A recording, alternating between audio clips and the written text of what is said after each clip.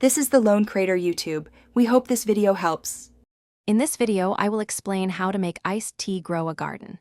You might be surprised to learn that your leftover tea, or even used tea leaves, can be a fantastic, eco-friendly resource for your plants. We'll explore how this simple household item can contribute to a thriving garden, offering a sustainable way to nourish your green friends and reduce waste. Get ready to transform your gardening approach with this unexpected ingredient.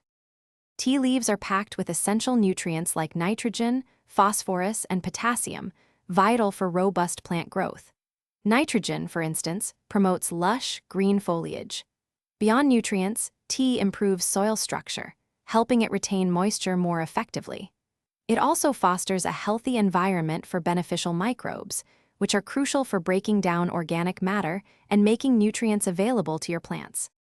There are several easy ways to incorporate tea into your garden. You can simply add used tea leaves to your compost pile, enriching it with valuable nutrients. For a direct boost, sprinkle dried, loose tea leaves around the base of acid-loving plants like roses or ferns. Another effective method is making a compost tea by steeping used leaves in water for 24 hours, then using the cooled liquid as a natural fertilizer.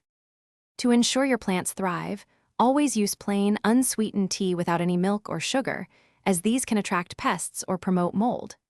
Opt for organic tea to prevent introducing unwanted chemicals into your garden. Remember, tea can slightly acidify the soil, so it's best for acid-loving plants. Apply it sparingly, perhaps once every few weeks, to avoid over-fertilizing or significantly altering your soil's pH balance. Thanks for watching. Consider subscribing if we helped you.